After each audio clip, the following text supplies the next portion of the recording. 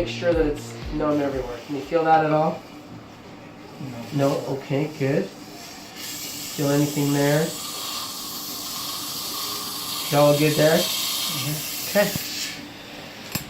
All right. So this is a long-acting stuff too. not yet. That's coming at the end. Oh. Yep. I give that at the end because it'll work better if we space it out. So that's why we space it out. Now what I'm going to do is just touch the area and make sure it's good enough. Feel anything with that at all? Okay. Alright, so now what I'm going to do is just get it so I can see the area.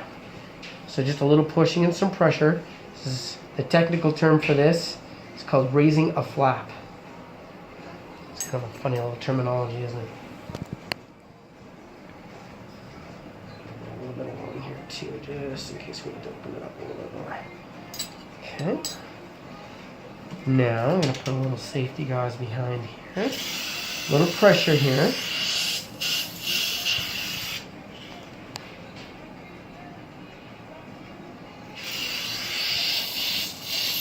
Okay.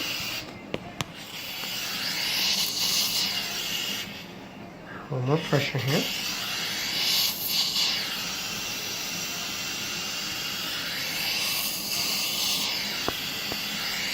There's a nice little landing spot for an implant right there, isn't there? Looks really good. If I create the spot, and then just if you can irrigate, that'd be great. Okay, I'm gonna help you out here. I'm gonna just move your head around just a little bit. Yeah, right about like that. Get you square with the world.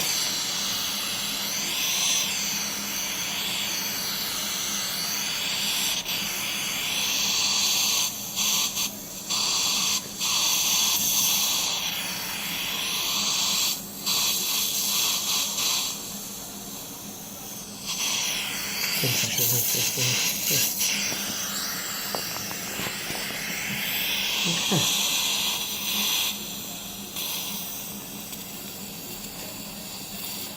So we have to follow the direction of your anatomy and just get this started here.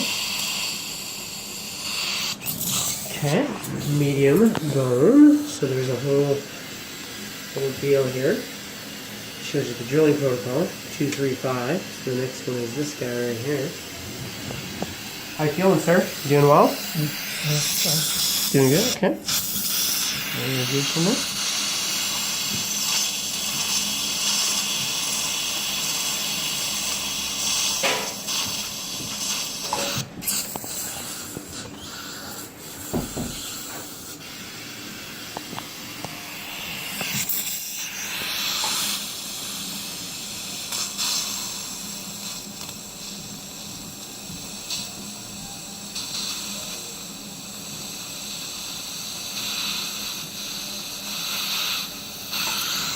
Excellent.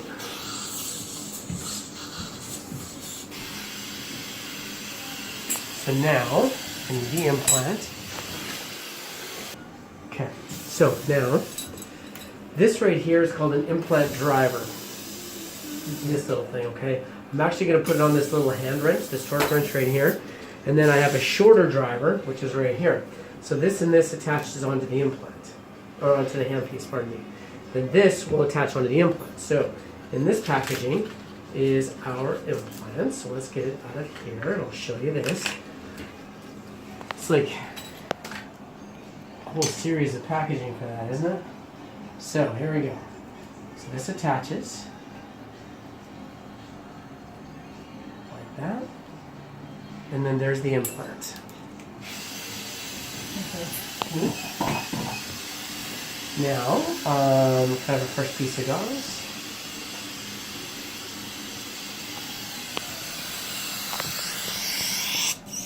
Just like right on there. Okay.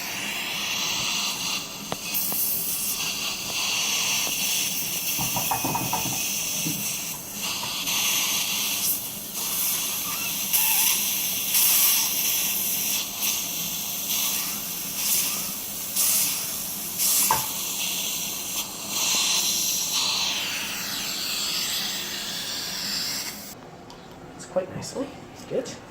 So now what I'm going to do is I'm going to put this impression coping on, take a mold, take an impression of it, And then once we're done that, the cover screw is just like, I call it the lid. It just goes on top of the implant.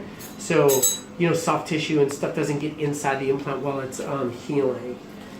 You can imagine it gets fully gone. Because I'm going to put a stitch over top of it. We don't want that to happen. So I have this little doodad. It's called the cover screw. Let me show you this. I'm putting it on the little starter bar here. That little guy. So that'll sit flush on top of the implant in the end. Okay.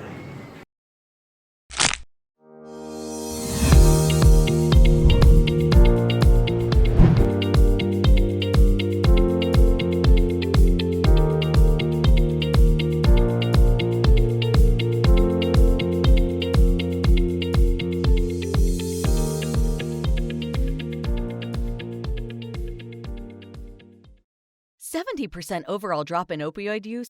And with the proper understanding and use of Exparel, you too can see the success that Exparel will bring to your clinic. Dr. McClelland, DDS, has been using it in his clinic for a few years now, and he's seen great success in his patients and their pain management every day. In this 6-video series, you get a professional masterclass that will give you the jump start you need to include Exparel in your daily routine. It includes a bonus PDF with a patient information handout, post-op medical instructions, and a quick look sheet for the materials and supplies for explaining Exparel. Go to teachable.com today and get educated on a non-opioid anesthetic that will help your patients have a better day.